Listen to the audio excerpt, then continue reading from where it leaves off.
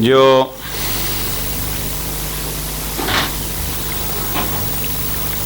ان ایام میں اپنا سب کچھ بھول کے آل محمد کی یاد منانے کو اہمیت دے کے امام کے نام کے اس گھر میں تشریف لاتے ہیں، دعا کرتے ہیں پروردگار عالم حاضرین کی تمام حاجات کو پورا فرمائے۔ یہ دروازہ محمد والے محمد ہے، اس سے کسی کو خالی دامن نہ لوٹائے۔ جو پریشانیوں میں مبتلا ہیں پروردگار ان کی پریشانیاں دور فرمائے۔ جنہوں نے ہمارے ذمہ دعائیں لگائی ہیں پروردگار ان کی دعاؤں کو پورا فرمائے۔ جو بے اولاد ہیں پروردگار ان کو نعمت اولاد سے سرفراز فرمائے۔ جن کو ذات توحید نے اولاد عطا فرمائی ہے پروردگار ان کو اولاد کے غموں سے محفوظ فرمائے۔ ان کی اولاد کو دین خدا کے مطابق وقت گزارنے کی توفیق نصیب فرمائے۔ ہمارے جو بزرگان جنہوں نے ہمیں عزاداری کا یہ سبق سکھایا ہے ہمارے درمیان موجود ہیں تو پروردگار ان کی خدمت کی ہمیں توفیق نصیب فرمائے، اور اگر اس دنیا سے چلے گئے ہیں تو پروردگار ان کے درجات بلند فرمائے۔ پروردگار ولی اور حق امام زمانہ کے ظہور میں تعجیل فرمائے، اور ہمیں امام کے پرچم کا سایہ نصیب فرمائے، اور یہ پرسہ و یہ عزاداری امام زمانہ کی خدمت میں پیش کرنے کی توفیق نصیب فرمائے۔ اپنی دعاؤں کی قبولیت کے لیے مرحومین کے درجات کی بلندی کے لیے ایک دفعہ سورہ مبارک فاتحہ۔ بسم اللہ الرحمن الرحیم۔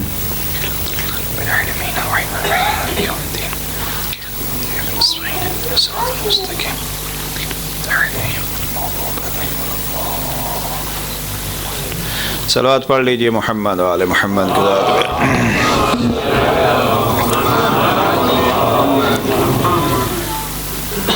جناب پیغمبر اکرم کا ایک فرمان جو شہید کربلا کی عظمت کے لیے ایک عجیب انداز کا بیان ہے۔ ان الحسین مصباح الہدی و سفینۃ النجات۔ حسین یقیناً چراغ ہدایت ہیں اور نجات کی کشتی ہیں۔ یہ ہے فرمان اس کا کہ جس کے لیے قرآن کا فرمان ہے وما ینطق عن الہوی ان هو الا وحی یوحی، نہیں بولتا مگر وہی جو اس کو وحی ہوتی ہے۔ یعنی فرمان پیغمبر فرمان الہی ہوا اس لیے کہ اس کی مرضی سے بولتا ہے۔ اس لیے جب آل محمد کی عظمت میں وہ کوئی جملہ فرماتا ہے تو بھی حقیقت میں وہ ذات توحید کی طرف سے فرمایا ہوا جملہ ہوتا ہے، اور اگر ان کے غم میں پیغمبر اکرم کوئی قدم اٹھاتے ہیں کوئی کام انجام دیتے ہیں تو وہ بھی حقیقت میں اذن الہی سے ہوگا، اور جو چیز حکم الہی سے ہو وہی عین دین ہے۔ پیغمبر اکرم نے مختلف انداز میں مختلف طریقوں سے جناب شہید کربلا کا مختلف فرامین میں تعارف کرایا۔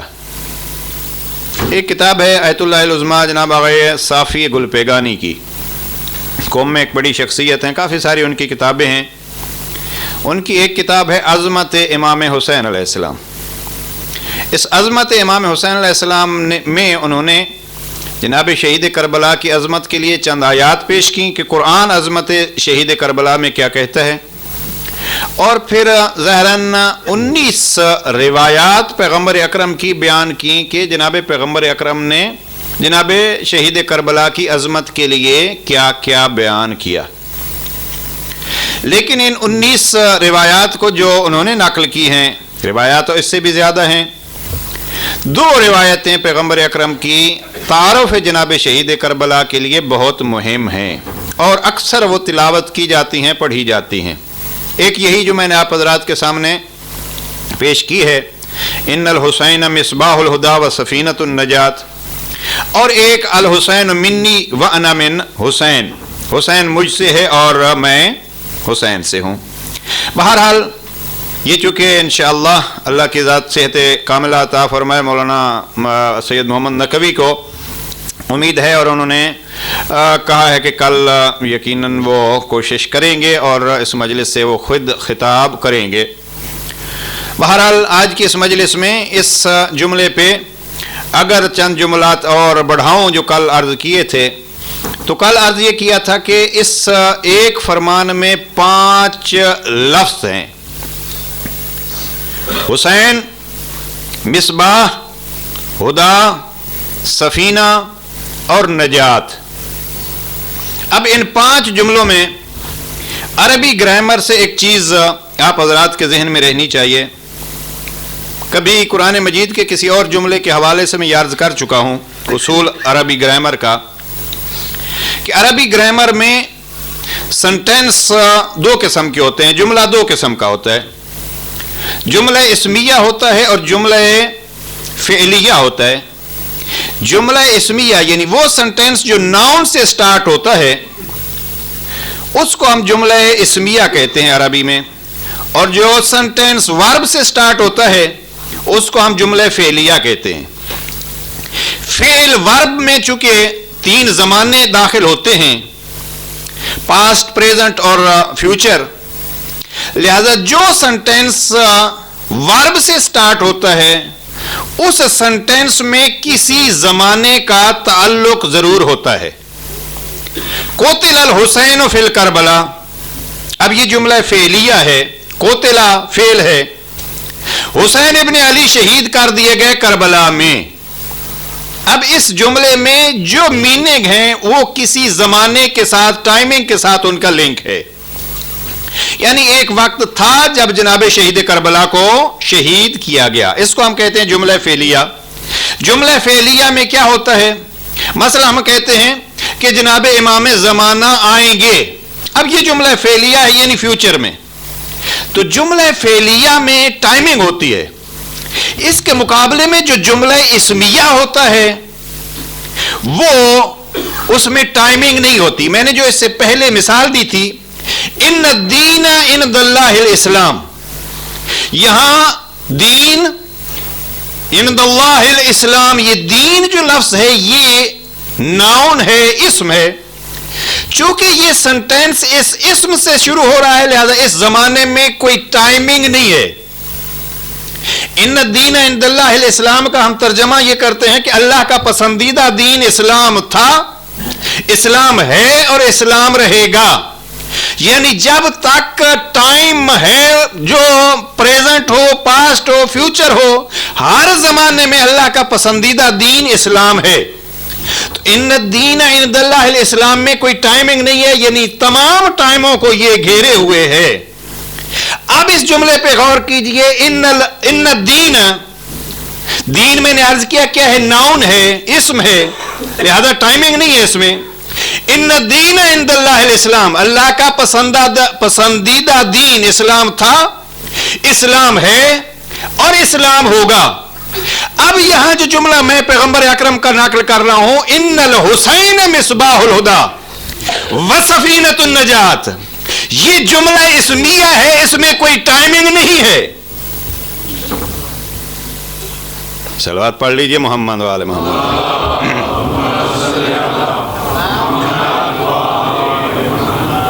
اب میں کہیں اور جاتا ہوں تو میں وہاں کہتا ہوں کہ میں جہاں بھی محرم پڑھنے جاتا ہوں تو میں نماز قصر پڑھتا ہوں۔ وہ پوچھتے ہیں کیوں مولانا، 10 دن تو پڑھنی ہے۔ میں نے کہا کیا پتا آپ 10 دن سنیں گے یا نہیں، ہاں اس لیے نہیں سنیں گے تو میں نماز قصر پڑھ رہا ہوں، اس لیے کہ ارادہ ہی نہیں ہے کہ 10 دن پورے آپ کو سناؤں گا۔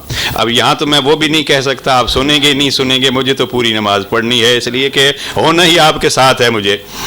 ہاں میرے لیے یہ باعث فخر ہے، اور یہ ممبر جو ہے وہ آج میں یعنی تقریباً یہ میرا 22واں محرم ہے، اور میں جو یہاں محرم باقاعدہ پڑھا تھا 1993. مجھے یاد ہے ابھی تک میرا نوٹس میں لکھتا ہوں اپنے محرم کو کہ میرا موضوع کیا تھا. اور 23 جون 1993 کو محرم شروع ہوا تھا، جو پہلا محرم، اور محرم میں نے وہی پڑھا تھا 93 جون میں.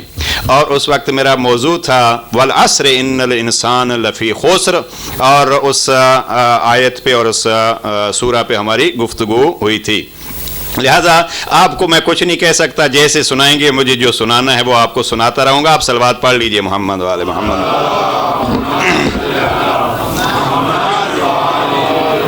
ہم صلوات اس لیے پڑھواتے ہیں، یا نعرہ اس لیے ہوتا ہے تاکہ کم از کم پڑھنے والے کو یہ معلوم ہو کہ سننے والے سمجھ رہے ہیں. اب یہ جملہ آپ کو سمجھ آیا. یا دوسرا طریقہ یہ ہوتا ہے اگر آپ صلوات نہیں پڑھیں گے تو پھر میں آپ سے پوچھنا شروع کر دوں کہ آپ کو سمجھ آئی ہے یا نہیں آئی. اب اگر میں کلاس کی طرح یہاں یہ پوچھ لوں کہ جملہ اسمیہ کیا ہوتا ہے، جملہ فعلیہ کیا ہوتا ہے، کس کس کو سمجھ آیا ہے، تو پھر اگر صلوات نہیں پڑھیں گے تو دوسرا طریقہ یہی ہوگا کہ میں آپ سے پوچھوں گا.